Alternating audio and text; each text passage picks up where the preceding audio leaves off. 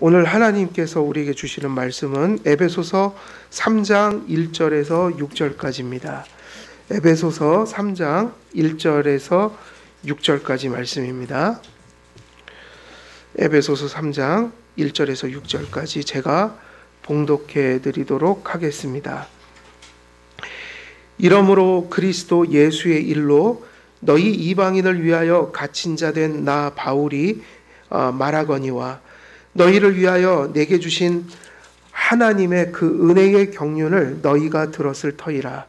곧 계시로 내게 비밀을 알게 하신 것은 내가 먼저 간단히 기록함과 같으니 그것을 읽으면 내가 그리스도의 비밀을 깨달은 것을 너희가 알 수 있으리라. 이제 그의 거룩한 사도들과 선지자들에게 성령으로 나타내신 것 같이 다른 세대에서는 사람의 아들들에게 알리지 아니하셨으니 이는 이방인들이 복음으로 말미암아 그리스도 예수 안에서 함께 상속자가 되고 함께 지체가 되고 함께 약속에 참여하는 자가 됨이라. 아멘. 오늘 주어진 3장 1절에서 6절 본문 중에 이제 2절에서 6절까지 내용들 저희들이 또 강설해 나가도록 하겠습니다. 오늘은 2절을 중심으로 좀 살펴볼 터인데 2절의 말씀은 이런 내용이죠. 너희를 위하여 내게 주신 그 하나님의 그 은혜의 경륜을 너희가 들었을 터이라. 이렇게 이야기를 하면서 이제 3절부터는 계시, 비밀 이러한 내용들이 이제 이어져서 나옵니다. 그래서 우리가 1절부터 6절 전체 내용은 우리가 지난 1절을 설교하면서 말씀드린 것처럼 사도 바울이 죄수됨을 통하여서 자기 소명의 의미들을 이야기했다. 그가 감옥에 갇혀서 착고에 매여서 고난을 받는 것, 그 일 자체가 무엇을 의미하는가? 그것은 이렇게 이야기할 수 있는 거죠. 그것이 사도 바울의 소명을 가장 잘 설명해 주는 실제다. 왜 그랬죠? 그가 감옥에 갇힌 건 왜 갇힌 거예요? 본문 1절에 그대로 나와 있잖아요. 내가 그리스도를 위하여, 그리고 또 뭘 위해서요? 이방인들을 위하여 복음을 전하다가 뭐가 된 거예요? 나쁜 짓 하고 죄 짓고 사회를 어지럽히다가 감옥에 간 것이 아니라 그리스도 때문에, 그리고 이방인들에게 복음을 전하다가 누구에게 미움을 받았어요? 유대인들에게. 그러니까 죄수된 것 자체가 그의 사역의 성격을 가르쳐주고 있는 거예요. 사도 바울이 무엇 때문에 감옥에 갔습니까? 그거를 캐보면 사도 바울이 무엇을 위해 살았는지를 가장 극렬하게 보여주고 있는 거예요. 그러니까 만일 사도 바울이 감옥에 가지 않고 나는 그리스도를 위해 삽니다. 나는 이방인을 위해서 삽니다. 그들에게 복음을 전하기 위해 부름받았습니다. 이렇게 말로만 했으면 사람들에게 그렇게 확고한 확증이 되질 않는데, 그죠? 물론 마음으로 그렇게 할 수 있지만 그것이 뭐로 증거가 돼버린 거예요? 실제로 감옥에 간 거란 말이에요. 유대인들한테 미움을 받을 이유가 없어요. 왜냐하면 사도 바울은 바리새파 중에 바리새파거든요. 유대인 중에 유대인이에요. 그러니까 유대인들과 친한 사람이죠. 유대인들 중에도 대표적인 사람이죠. 그냥 그대로 살았으면 그냥 유대교에서 인정받고 사는 사람이었어요.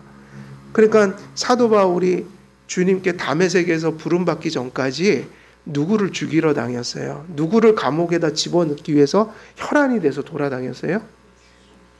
예수 믿는 자들을 잡아 집어넣기 위해서. 그러니까 사도 바울이 예수님 때문에 이방인들도 한 형제요 자매입니다.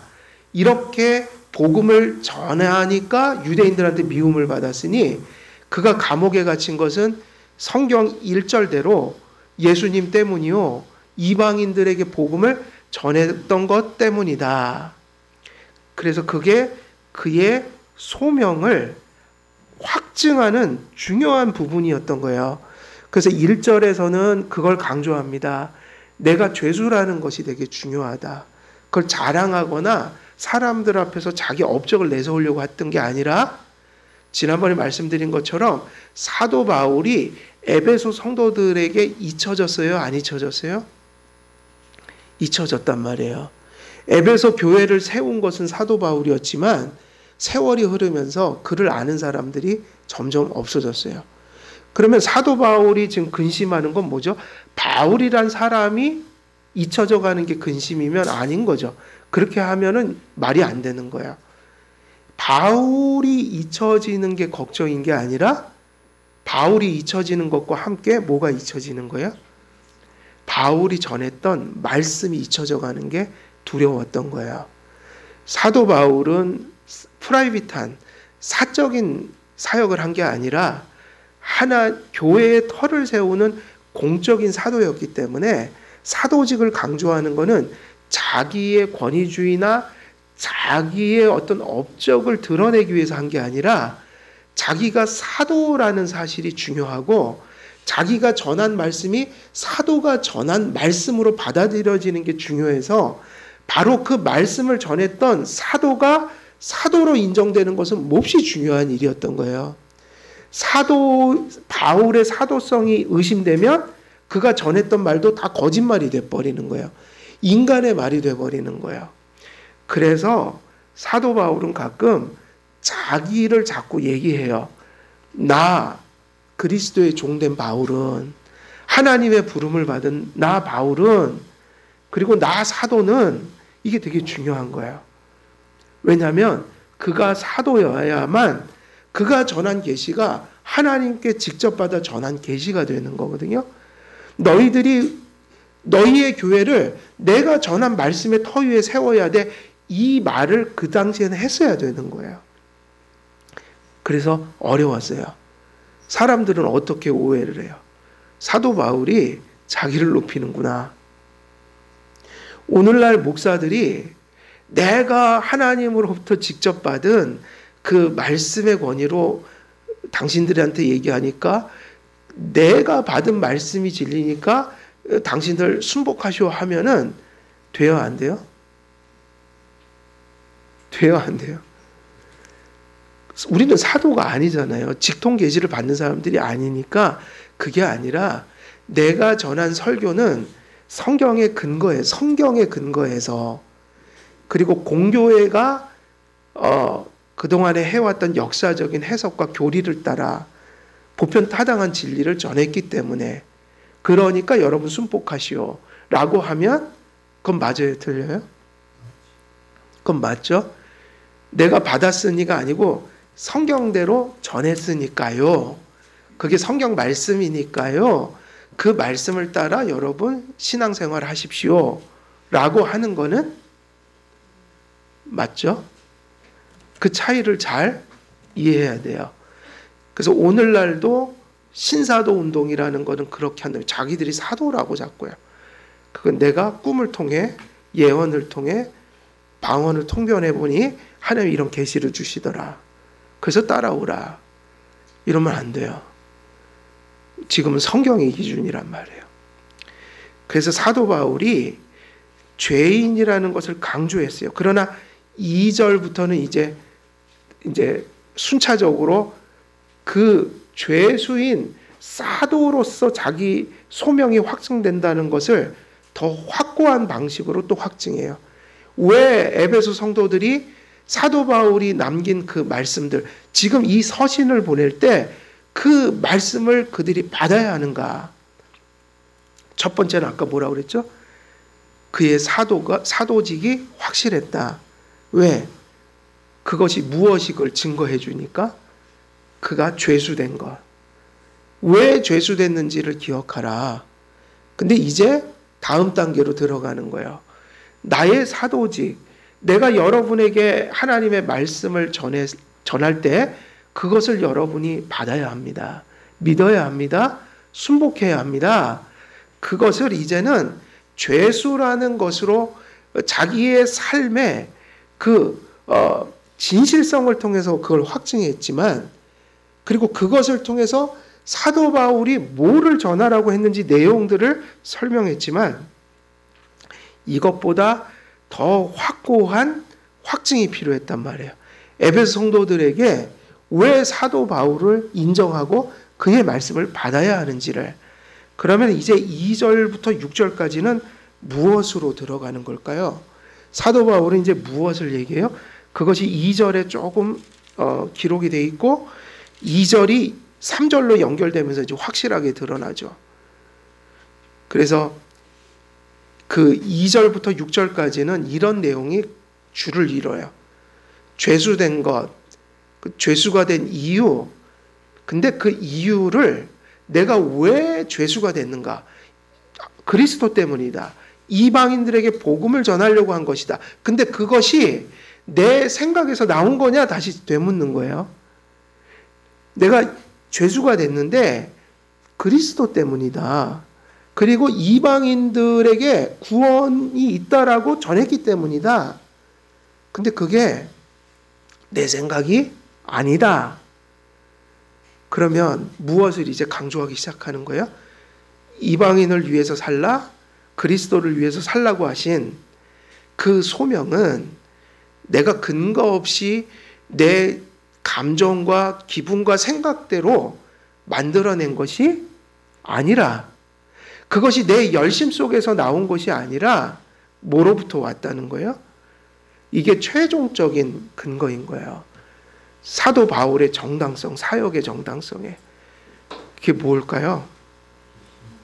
여기 보면 그런 말로 가득해. 비밀, 계시, 그리스도의 비밀, 이런 말로 단어로 계속 설명합니다. 그러면서 결론은 이거예요. 사도 바울이 내가 그리스도와 이방인에게 전했던 내용들이 내가 누구에게 받은 계시다? 직접 그리스도에게 사도로서 받은 계시였다.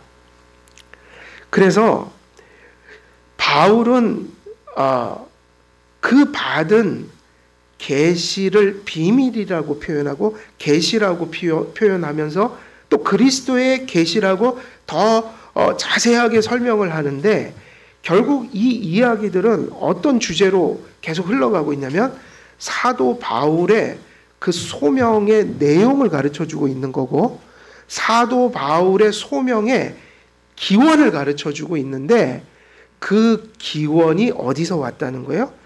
사도 바울이 그렇게 자신 있게 얘기할 수 있는 거, 내가 지금 전하는 말을 믿어야 한다. 근데 안 믿으면 멸망한다. 이건 엄청난 얘기예요. 내 말을 믿어야 된다는 거예요. 사도 바울은 그렇게 했다고요. 사도 바울이 전하는 말이 죽고 사는 걸 결정한다고 전했다고요. 확고하게 전했다. 권위를 가지고 전했단 말이에요. 근데 아무나 그렇게 얘기하면 큰일 나는 거라고요. 그 교주가 되는 길이에요. 지름길이에요. 근데 사도들은 그게 잘못된 게 아니에요. 왜냐하면 사도들은 그렇게 해야 했어요. 왜냐하면 성경이 완성되지 않았고 계시가 사도들을 통해서 전해졌기 때문에 직통 계시가 있었단 말이에요. 그러면 사도들은 그렇게 얘기할 수밖에 없어요. 내 말을 당신들이 받아야 합니다. 내가 쓴 편지를 믿어야 합니다. 그래서 이 에베소서도 지금 뭐예요? 사실은 에베소에 있는 성도들에게 보낸 누구의 편지예요? 바울의 편지였죠. 근데 이거는 계시였단 말이에요. 그러면 사도 바울이 그렇게 할 수 있었던 그 근거는 뭐로부터 오냐면 바로 계시, 비밀, 그리스도의 비밀, 이런 것들로부터 온 거예요. 그러니까 사도 바울이 권위 있게 말씀을 선포하고 그 말씀을 그 듣는 자들에게 믿도록 관권할 수 있었던 그 권위는 어디서 온 거냐면 여기서 온 거죠. 사도 바울이 그들에게 전한 모든 진리와 복음의 말씀들은 누구로부터 직접 받은 말씀이에요? 그리스도로부터 온 거예요. 그리스도께 받은 계시였단 말이에요. 그러니까 사도 바울의 권위는, 사도로서의 모든 사역의 권위는 어디로부터 온 걸까요? 하나님의 계시로부터 온 거예요. 그것이 최종적인 확증인 거예요. 그래서 사도 바울의 사도직을 확증하는 건 계시였다. 말씀이었다. 우리는 주어진 본문을 통해서 하나님의 약속의 말씀, 언약의 말씀이 어떻게 사도 바울에게 그 소명의 내용이 되고 그 소명을 행사하는 권위의 기원이 되는가를 우리가 여기서 발견할 필요가 있는 거예요. 근데 이것을 이제 사도로부터, 그리고 이제는 교회의 직분으로, 그리고 그걸 넘어서서 성도들의 삶의 기초요 정체성으로서 어떻게 그가 사도이며, 오늘날 같으면 또 그들이 목사요 장로요 집사로서 직분의 정당성을 가질 수 있는지, 그러면 더 나가면 어떻게 직분을 가졌던 갖지 않았던 모든 그리스도인들이 성도로서의 특권을 이야기하고 성도로서의 의무를 다할 때에 그들의 그 그리스도인의 정체성이 그 그리스도인의 삶으로서의 특권과 그 삶의 기반이 어디로부터 비롯되는 것인가? 그거를 우리는 이 본문 속에서, 이 본문을 잘 살펴보면 그러한 아주 중요한 의미들이 우리들에게 전달되고 있는 거예요. 그래서 사도 바울이 언급하는 계시된 비밀과 사도 바울의 사역과 삶이 어떻게 연결되는지를 이해하면 세 가지를 다 우리가 파악할 수 있어요. 이제는 없지만 그 사도들, 그리고 오늘날의 직분, 그리고 오늘날 모든 그리스도인들의 특권과 그 삶의 정체성, 그런 정체성에서 나오는 삶이 어떻게 하나님의 말씀이라는 그 계시와 연결되어지는가? 이걸 묻는 거예요. 그들이 왜 사도 바울은 사도였는가? 왜 사도였는가? 왜 그 성경에 기록된 열두 사도 외에 또 이후에 또 소수가 세워졌지만 그들은 왜 사도인가? 그리고 오늘날 목사와 장로와 집사라는 직분이 왜 그들이 그러한 직분을 어떤 근거로 가질 수 있는 것인가? 그리고 더 나아가면 여러분은 어떤 이유로 성도라고 불릴 수 있습니까? 여러분은 왜 성도입니까? 무슨 근거 위에 여러분은 진정한 성도가 될 수 있습니까? 라는 것들이 사실은 사도 바울에게 주어진 말씀을 통해서 우리가 많이 얻을 수 있는 내용들이 흘러가고 있다는 거예요. 사도 바울의 모범을 따를 때 우리도 하나님의 말씀을 심령에 받게 되는 순간 그 말씀을 인해서 감당할 소명과 삶의 목적이 발생하게 됩니다. 그 역으로 얘기하면 사도 바울이 자기의 소명을 어디에 연결시켰어요? 자기 죄수된 것에 연결시켜서, 근데 그거를 연결시킨 이유는 이걸 얘기하고 싶은 거죠. 무엇 때문에 죄수가 됐느냐? 그러면 소명이 뭔지 내용이 나오고, 근데 그 소명이 사도 바울의 열심 속에서 나왔냐? 아니다. 그건 계시였다.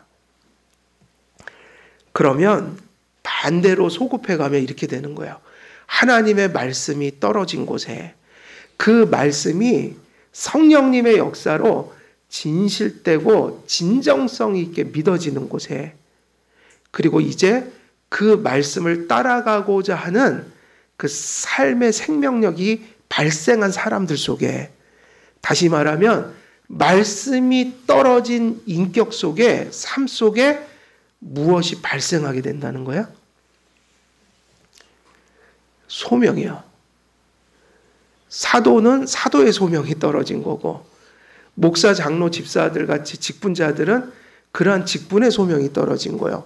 근데 중요한 게 있어요. 직분을 안 가진 분들은 소명이 없을까요? 사실은 그게 중요한 거예요. 교회에서 직분은 소수예요.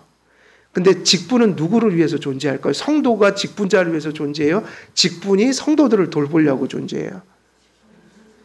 그렇죠? 그러면 그게 뭐냐면 성도로서 잘 살게 하기 위한 거. 그러면요, 사실은 교회의 최종 목적은 성도들이 잘 살아가도록 하는 게 좋은 교회인 거예요. 이해되시죠? 그러면 성도님들은 이렇게 생각해야 돼요. 우리는 사도도 아닌데, 우리는 직분이 없는데, 우리와 그게 아니라 성도들은 누구나 진정한 성도라면 소명감을 가지고 살아야 돼요. 성도로서 예배하고, 성도로서 생활하고, 성도로서 나가면 세상에서 복음을 전하는 자로서 덕을 세우면서 복음 전하면서 그렇게 살려고 애쓰고 분투해야 돼요. 어떻게 보면 성도들의 소명이 더 치열해요. 왜냐하면 세상 현장 속에서 살잖아요. 목사는 성도님들이 살도록 계속 골방에서 설교 준비하고 기도하고 뭐 이러지만 목사가 왜 설교 준비할까요? 왜 그렇게 막 열심히 준비해서 말씀 전하냐면 성도님들이 세상에서 잘 살려고 그렇게 하는 거예요. 그래서 우리 교회에 좀 특징이 있다고요. 우리는 주일 성수 정말 소중히 여기는 교회다. 그죠? 주일이 중요해요. 그런데 일주일 동안 우리 교회는 그렇게 주중에 뭐를 많이 해오지는 않았어요. 그래도 우리는 기본적으로 그건 있어요. 수요 예배, 기도에 드려요. 그래도 주중에 그래도 시간이 되시는 분들은, 그죠? 와서 유익을 얻고, 왜냐하면 주일 하루로 좀 부족함이 있잖아요. 보충 수업이라고요. 원래 수요 기도회가 없었어요. 한국 교회도. 근데 한국 교회가 워낙 처음에 시작할 때 평양 대부흥 운동이 일어났을 때 막 갑자기 늘어났잖아요. 그때 성도들이 이게 은혜를 받아갖고 한국 교회의 약간 특징이 말씀에 뜨거워요. 물론 은사주의도 빠지긴 했는데 그래도 말씀을 사모하는 나라 중에 하나인데 성도들이 와서 목사님들한테 부탁한 거예요. 우리 일주일 하루 가지고 너무 힘들어요. 더 듣고 싶어요. 말씀. 뜨거워지니까 더 듣고 싶은 거야. 그리고 그 시대의 사회가 그런 여유가 좀 있었죠. 오늘날 너무 마음에 여유가 없이 살아가 사람들이. 근데 그때 뭐 거의 다 농사 짓고 이러니까 이게 중간중간에 자유롭게. 그러니까 그때 성도들이 와서 한 얘기가 우리 말씀 너무 목이 말라갖고 하루 듣는 거 갖고 못 견디겠어요. 우리 하루 더 가르쳐 주세요. 이래갖고 수요 기도회가 생긴 거예요. 그래서 수요 예배라고 원래는 안 해요. 우리도 집회지, 우리가 예배는 공예배는 주일 예배예요. 수요 예배는 기도회라고 하거나 집회라고 하는 게 맞고, 그래서 이제 부대적으로 이렇게 발생을 했다고요. 근데 한국 교회 열심히 또 특심이어서 금요일 날도 모였고, 근데 이게 너무 또 막가서 이게 좀 맞는 거예요. 주일 공예배를 생명처럼 지키세요. 그리고 일주일 동안은 하나님이 6일 동안 뭐 하라고 그랬죠? 노동하라고 그랬으니까 6일 동안 노동하는 건 잘못된 게 아니에요. 열심히. 그래서 6일은 열심히 사세요. 근데 어떻게 사냐면 주일날 받은 말씀을 가지고 일주일을 하나님 보시기에 아름답게 살려고 발부둥 치는 게 또 삶의 예배인 건 맞아요. 그러나 또 직장 문제도 없고 또 여유가 있어서 그 수요일 날 드라마나 보고 뭐 그죠? 그렇게 성도가 그러지 마시고 교회 와서 예배도 드리시고, 그러니까 수요일 날 말씀 들으시고 함께, 그죠? 우리가 기도할 시간이 별로 없으니 수요일 날 그 기도하는 시간 저는 얼마나 좋은지 몰라요. 기도도 하시면서. 그러니까 결국은 특별히 노동을 하느냐고 6일 동안 또 그렇게 집중해서 하는 건 잘못된 게 아닌데, 그래서 강요를 안 한다고요. 우리 교회가 수요 기도회를. 그러나 집에서 여유가 있고 다른 특별한 직장 일도 아니고 또 너무 거리가 아주 멀지 않으면 또 거리도 문제가 되거든요. 그래서 여건이 되시면 집에서 테레비 보시고 막 그렇게 시간 허비할 시간에 오셔서 예배 드리고 이렇게 더 맞는 거죠, 사실은. 왜냐하면 우리 헌법을 보면 교회가 정한 예배의 회원이 되면 열심히 참석하도록 우리가 선서했잖아요. 우리가 저기 새가족 될 때 선서하거든요. 하셨죠, 다? 교회에서 정한 공부하고 집회하는 시간에 열심히 참여하겠습니다. 그런 거예요. 그러니까 거리상 노동하는 것 이런 거에 어려움이 없다면 사실은 그날 수요 집회 같은데 열심히 참여하는 게 성도의 본분이 맞아요. 그런데 제가 그걸 강요하지 않는 이유는 6일 동안 노동하라고 그런 건 자연의 창조 질서니까 직장이나 여건이 그래서 못 나오시는 것도 죄책감 가질 필요가 없어요. 이해가 되십니까? 그러니까 수요 기도회를 건강하게 좀 정립했으면 좋겠다는 거예요. 그걸 막 너무 목사님들이 강요해서 사실은 그렇게 일을 하면서 그럴 수밖에 없는 6일 동안 노동에 성실히 또 일하는 게 하나님 뜻인데 그거를 또 강요해갖고 일할 사람들을 자꾸 불러내서 또 그렇게 해서 하면은 그게 얼마나 또 성경적이지 않은 모습이거든요. 그런데 또 반대로 여건이 되면 나오셔야죠. 여건이 되면. 그게 맞는 거 아니겠어요? 왜냐하면 그게 사사로이 개인적인 성경 공부가 아니라 교회가 공적으로 모이도록 약속한 시간이니 여건이 안 되면 또 열심히 노동하는 것도 하나님 뜻이요. 그런 여건이 되면 또 교회 집회에 열심히 참여해 주시는 게 맞죠. 좀 건강하게 가자는 거예요, 제 말은. 그걸 막 지나치게 강요하고 또 한편에서는 또 그 교회의 모임을 또 무시해버리고 우리 교회의 모임인데 그걸 어떻게 무시해요? 그러면 안 되죠. 여건이 안 돼서 못 나오는 것이죠. 맞아요? 틀려요? 제 말.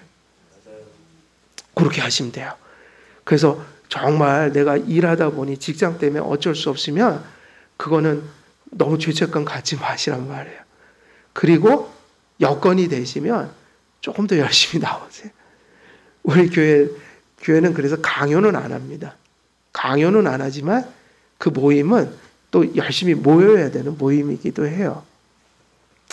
그래서 중요한 게 뭡니까? 하나님 말씀에 사모함이 있어서 말씀 좀 더 가르쳐 주세요. 그래서 수요 집회가 생긴 거예요. 한국교회 역사예요. 그게 수요 기도회.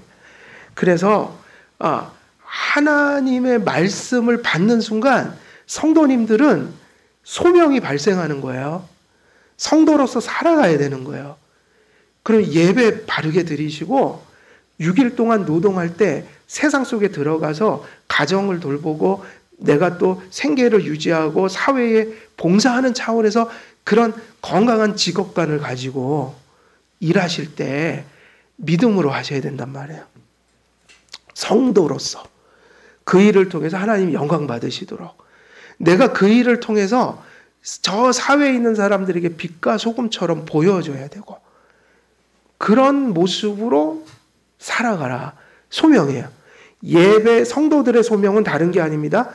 예배 드리는 게 최고의 봉사입니다. 예배 잘 드리는 거. 교회에서 자꾸 일만 들어서 이게 아니에요. 교회에서 자꾸 일만 들어서 교회에서 노동을 자꾸 만들면 어떻게 해요? 그게 봉사가 아니라 제일 중요한 건 성도는요. 예배 똑바로 드리는 게 봉사예요. 그게 봉사라고요. 그리고 성도들에게 사랑으로 교제하고 그리고 이제 밖으로 나가면 밖에 나가서 예수님 믿는 사람답게 거기서 생활하시라는 거야. 그러면 되는 거예요. 성도님의 소명이에요. 엄청난 소명이에요. 한국교회가 왜 욕을 먹을까요? 그게 안 돼서 욕 먹는 거예요. 한국의 성도들이 왜 예배를 안 드리고 열심히 드리죠. 근데 왜 그렇게 난리 법석이 났어요, 교회가? 근데 나가서 생활을 할 때 불신자처럼 생활해요. 의식이 없어요. 성도들이 복음을 전할 능력을 상실해버린 거예요. 불신자들에게 복음 전하는 능력을 상실해버렸다고요. 사도행전 1장 8절에 사마리아와 땅끝까지 이르러 내 뭐가 되라? 증인이 되라. 증거하는 능력이 성령의 능력이에요. 예배 똑바로 드리고 성도들이 사랑으로 교제하며 결속하고 그래서 교회가 바르게 서서 힘있게 가서 말씀을 성도들이 받아서 어디서 실력 발휘하는 겁니까? 진짜 실력 발휘는 어디서 하셔야 돼요? 네. 수영을 잘한다 그러면 어디 가서 실력 발휘해야 돼요? 땅 짚고 헤엄치면 수영 실력이 안 나오잖아요. 땅에서 헤엄치는 게 아니라 어디 가서 막 헤엄쳐야 돼요? 물속에 뛰어들어서 거기서 헤엄을 쳐야지. 아, 수영 잘하는구나. 그게 뭐냐, 성도들은요, 저 세상 속에서 똑바로 살아야 돼요. 거기서 실력 발휘가 돼야지 진짜 성도예요. 그래서 중요한 개념이 하나 나왔죠. 우리가 하나님의 말씀이 임하면 뭐가 발생하는 거예요? 소명이 발생한다는 거예요. 그래서 2절에서부터 2절은 그 얘기를 하고 있어요. 2절에서 사도 바울은 너희를 위하여 내게 주신 하나님의 그 은혜의 경륜을 너희가 들었을 터이라. 계시에 대해서 말씀하기 전에 한 말씀이에요. 너희를 위하여. 그럼 누구죠? 이게 바로 그가 감옥에 갇힌 이유가 되는 그 사람들, 이방인들, 에베소 성도들, 너희를 위하여 내게 주신 하나님의 그 은혜의 경륜을 그랬는데, 이 말씀을 계속 읽으면서 우리가 은혜라는 말이 워낙 많이 들은 말씀이고 성경 속에서 워낙 다양하게 쓰이다 보니까 이 말씀의 본연의 의미를 놓칠 때가 많아요. 은혜는 어떤 뜻이죠?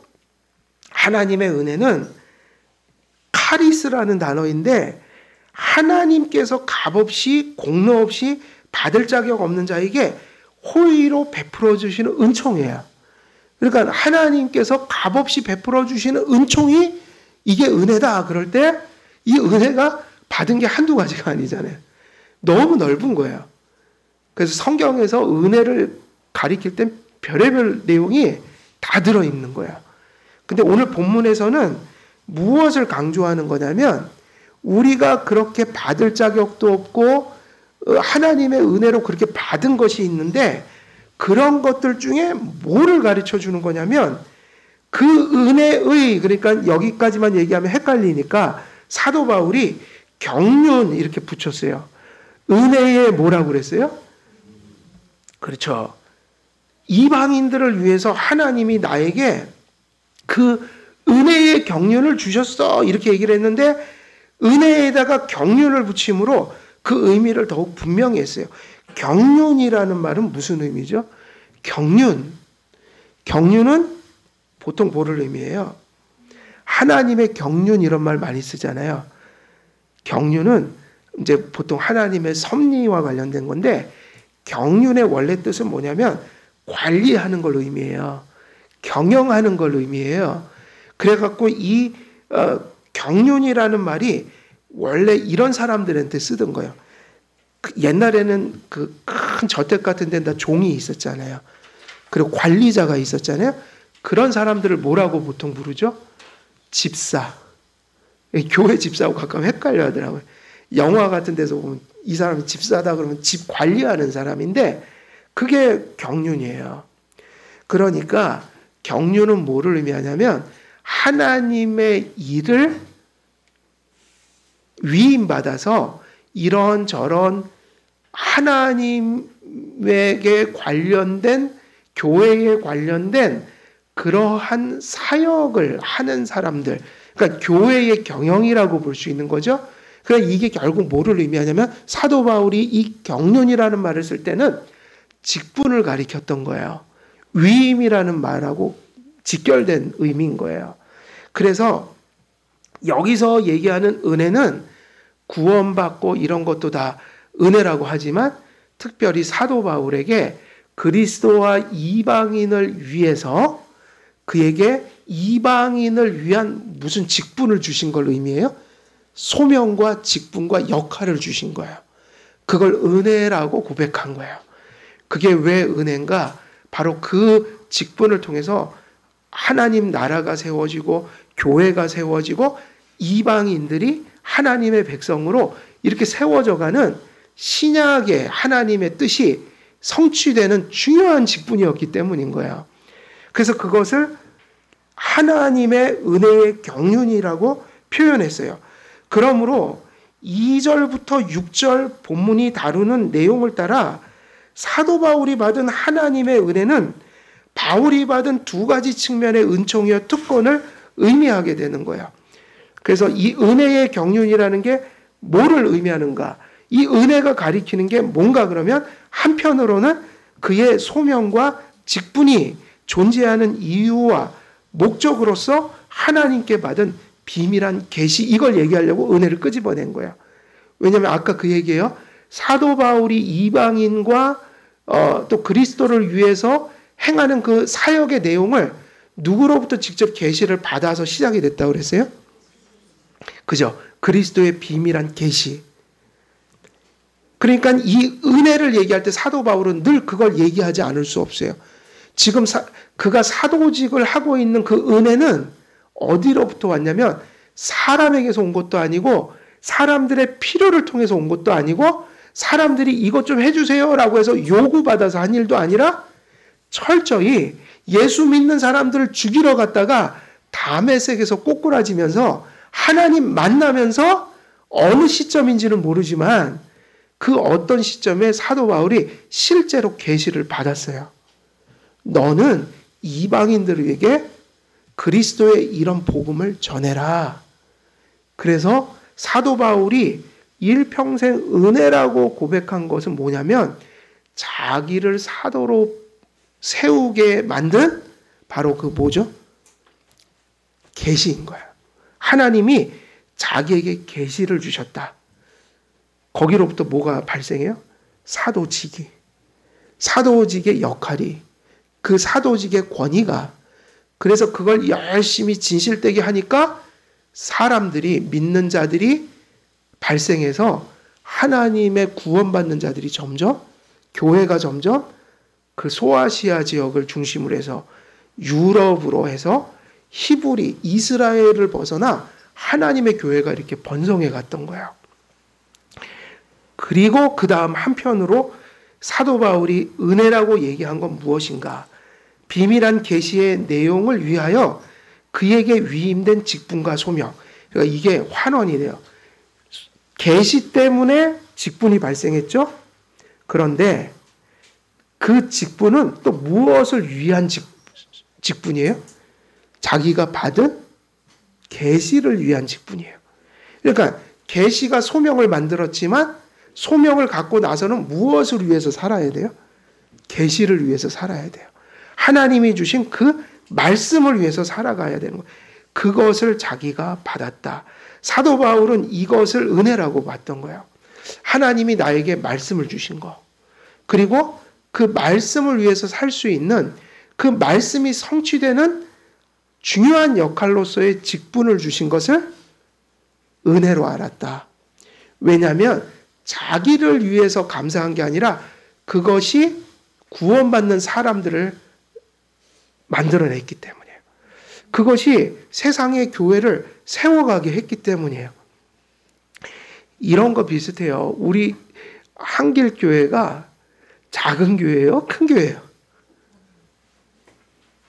여러분은 한길교회 생각하면 어떻게 우리 정철수 장로님은 우리 교회가 큰 교회라고 생각하세요? 작은 교회라고 생각하세요?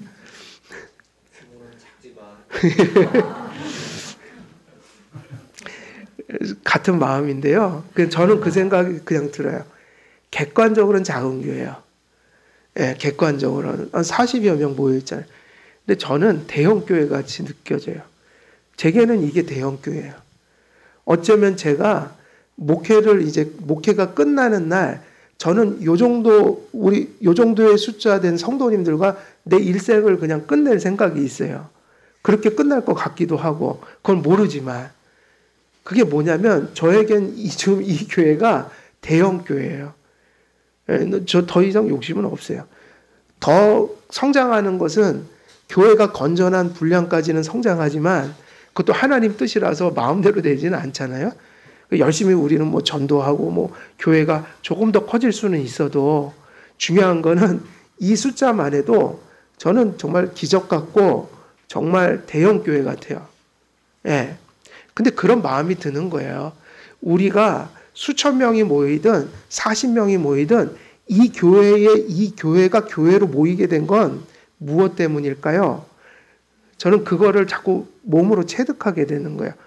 그건 다른 곳에 있죠. 이곳의 말씀이 이곳의 교회를 만든 거예요.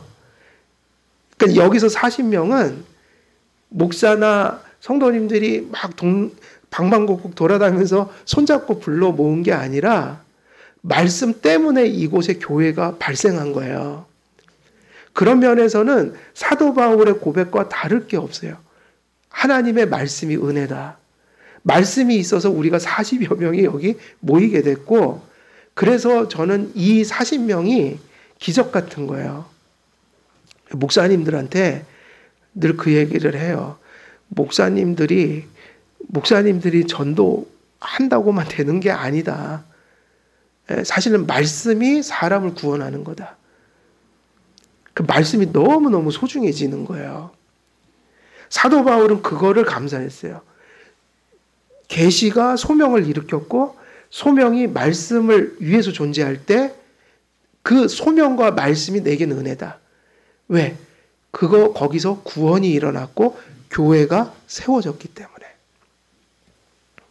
그러므로 하나님의 은혜는 사도 바울이 받아 기록하고 전한 비밀의 계시와 그 비밀한 계시로 인해 바울에게 주어진 사도의 직분과 그리고 소명으로 위임을 한데 묶는 표현이라고 볼 수 있습니다. 그래서 이게 다 묶여져 버리죠. 사도 바울의 입장에서 보면 소명, 직분, 그리고 말씀, 계시 이런 것들이 어떻게 돼 있어요? 뗄래야 뗄 수 없게 엮여져 있어서 그것을 낳은 거예요. 교회도 똑같아요. 말씀이 사도를, 말씀이 직분을, 말씀이 성도를, 이것이 분리될 수가 없다. 사도 바울은 자신이 받은 비밀한 계시로 인해 또 비밀한 계시를 위해 이방인을 위한 사도로 부름을 받았습니다. 하나님의 은혜는 바울이 받은 계시와 바울이 받은 위임을 연결시킵니다.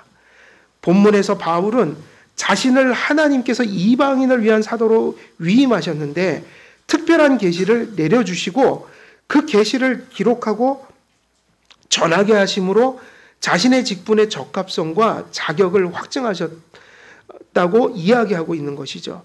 더 앞선 본문에서 전했던 것처럼 에베소서는 바울이 기초와 터를 놓았던 그 지역의 교회들에 보낸 편지였지만 이 편지를 쓸 당시에 에베소 성도들은 바울을 잘 알지 못하였습니다. 그리고 교회의 세대가 바뀌고 바울과 바울이 전한 교훈들이 잊혀져 가는 가운데 에베소 교회의 상황도 어려웠던 것으로 보입니다. 바울은 다시 한번 에베소 교회와 터와 기초를 놓던 때의 그 복음으로 돌아가길 바라며, 가장 큰 목적은 이거죠. 자기 자랑하려고 사도 바울이 자기소개한 게 아니라 처음에 에베소 교회가 처음 전해질 때 내가 그때 전했던 그 말씀 좀 붙들어 달라는 애절한 호소인 거예요. 애절한 호소. 그래서 한길교회가 개척할 때 그 목양 정신, 그죠? 우리가 교회 설립 정신이라고 주보에 써놓은 거, 그거는 이 교회가 사라질 때까지 변하면 안 돼요. 예. 그것을 변함없이 붙들고 가는 것이 한길교회의 소명인 거예요.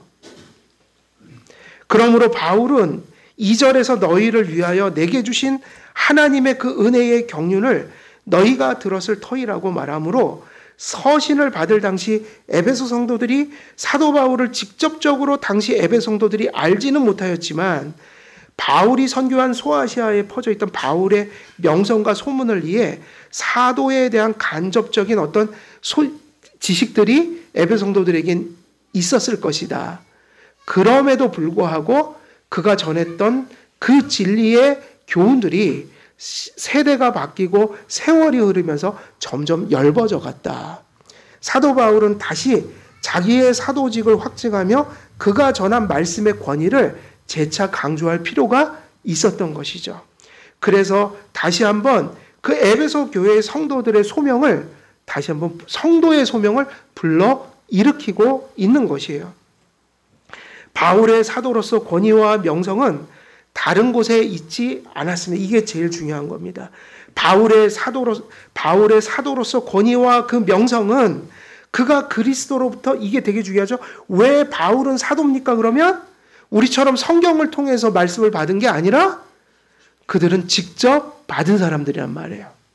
그래서 교회의 기초가 되고, 오늘날 한길교회가 참교회인 이유는 사도들이 전한 교훈을 따라가고 있기 때문에, 그건 성경 때문이라고요. 그러나 사도는 그리스도로부터 직접 받은 계시로부터만 그 사도로서의 권위와 그 정당성이 드러나는 것이었습니다. 소아시아의 이곳저곳을 누비며 복음을 전하여 택한 백성을 모으고 교회의 터를 세우고 교회를 설립해 갔던 바울의 사역이 인정받고 결실할 수 있었던 그 근원은 사도 바울 자신에게 속한 그 어떤 것에 있지 않았고, 그 인간적인 어떤 면모에 있지 않았고, 그가 받은 계시로부터 사도 바울의 삶은 시작되었다라는 거예요. 이것이 성도님들이 가져야 될 성도로서 의식이 되어야 돼요. 우리는 그리스도의 계시를 직접 받는 게 아니니까 이 성경이 내가 성도인 근거이고 정체성인 것을 항상 깨어서 살피면서 가셔야 된다는 얘기예요. 소아시아에서 바울의 그 사도로서 권위와 명성은 오직 그가 그리스도로부터 받은 계시, 하나님의 말씀을 받은 대로 그것을 전할 때 나타났습니다. 여러분, 이러한 이야기들을 예수님께 거슬러 올라가면 또 나타나요. 예수님은 사도의 자기의 권위를 나타내지 않았고, 어떤 권위를 세상 사람들에게 믿게 하고 확증하셔야 했어요? 예수님 자신은. 사도는 사도니까. 근데 예수님은 사도로서의 그걸 아니라 뭐로서의 자기의 위치를 사람들에게 전하셨어요? 중보자, 메시아, 구세주, 이거잖아요. 하나님의 아들. 그런데 예수님이 자기가 하나님의 아들이고 메시아인 것을 어떤 방식으로 드러내셨나요? 그러면 가장 중요한, 자신이 메시아인 것을 그것을 전하는데 가장 중요한 방법, 그거는 오늘날도 예수님은 그렇게 하신단 말이에요. 뭐였죠? 예수님께서 당신 자신이 진리 자체잖아요. 예수님은 계시를 받는 분이 아니라 계시 자체예요. 계시의 근원이에요. 그리고 계시를 하시는 분이에요.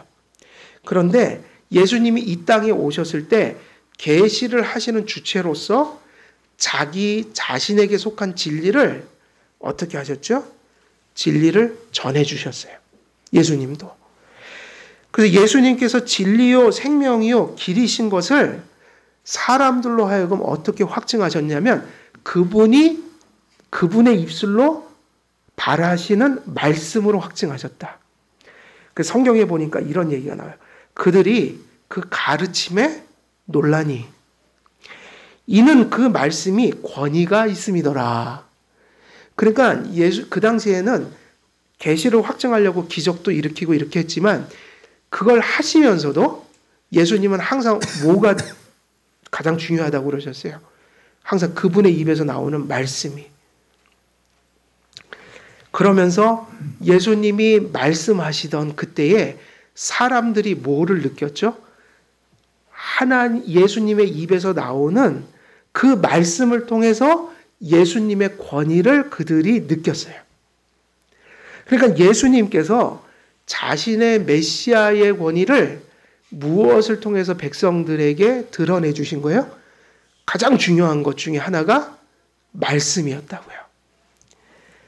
그래서 이렇게 사람들은 놀랐어요. 그들이 그 가르침에 논란이, 이는 그 말씀이 권위가 있음이러라. 그게 무슨 얘기예요? 예수님의 말씀을 들을 때 그 입에서 나오는 게 진리더라 이거예요. 인간적인 것 속에서 저런 게 나올 수 없더라. 그래서 정말 은혜를 받은 사람들은 그걸 알아봤다고요. 주는 살아계신 하나님의 아들이요 그리스도십니다. 당신은 하나님의 아들이십니다. 이것을 무엇을 들을 때 깨달았어요? 하나님의 말씀. 이런저런 많은 것들이 성경에 나오지만 본질은 말씀이었다고요. 누가복음 5장 39절에 보면 너희가 성경에서 영생을 얻는 줄 생각하고 성경을 연구하거니와 이 성경이 곧 내게 대하여 증언하는 것이로다. 순서로 보면 이런 거예요. 예수님은 진리 자체로 먼저 전하셨고, 그리고 이것을 누가 받았어요? 예수님이 승천하고 나서는 사도들이 받았고, 이제 그것을 기록하여 성경으로 남겨주셔서 오늘날 그 예수 그리스도의 권위를 무엇을 통해? 성경을 통해 우리는 또 듣고 믿고 깨닫게 되는 거예요. 예수께서는 당신 자신에게 속한 진리를 전하심으로 당신의 구주 되심을 증거하셨지만, 사도 바울은 그리스도께서 주신 계시를 통해 그리스도의 종이요 사도임을 확증했습니다.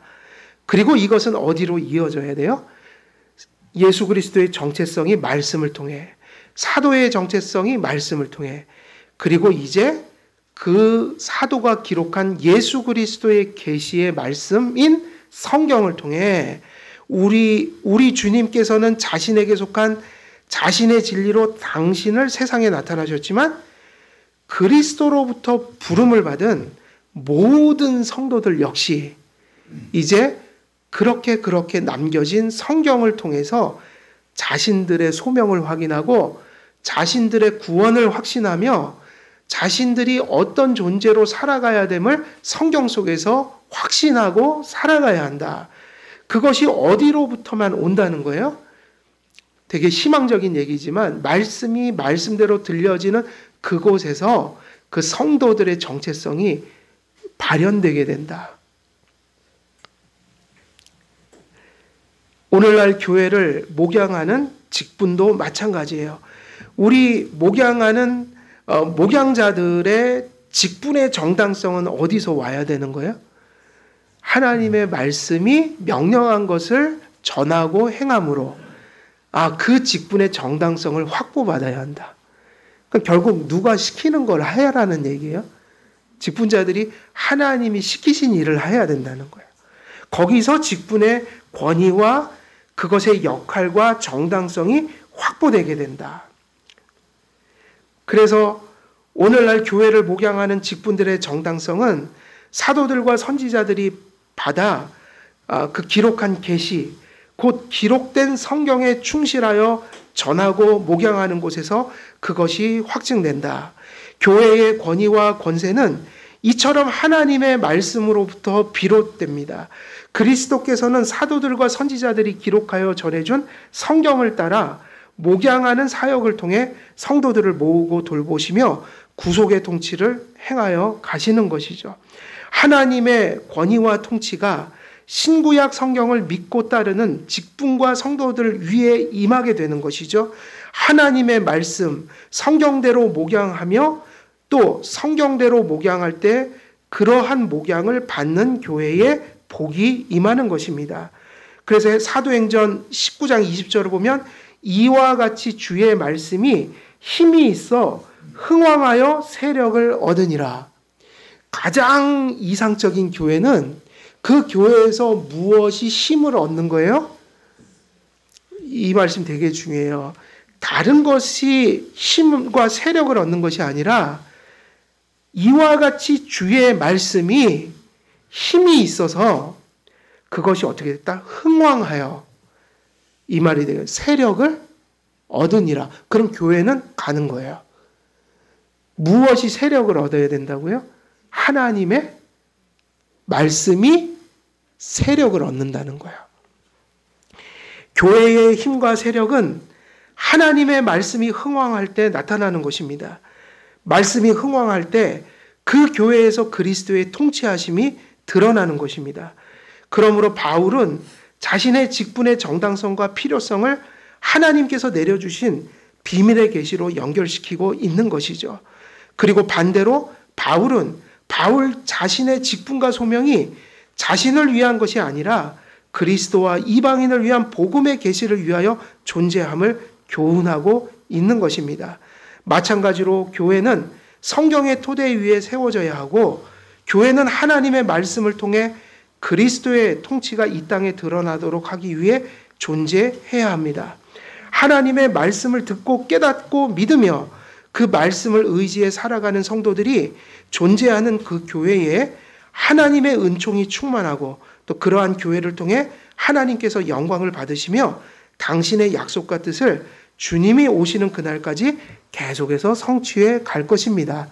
그래서 우리 한길교회 성도님, 모든 성도님들도 이 하나님의 말씀이 성경을 통해 가슴속에 새겨지고 심겨짐으로 성도의 정체성과 또 성도로서의 그 소명이 여러분의 그 신앙 고백과 삶을 통해서 충만하게 드러나 하나님께서 영광 받으시고 여러분의 삶이 성령의 충만한 은혜로 가득하시기를 우리 주 예수 그리스도의 이름으로 간절히 축원드립니다.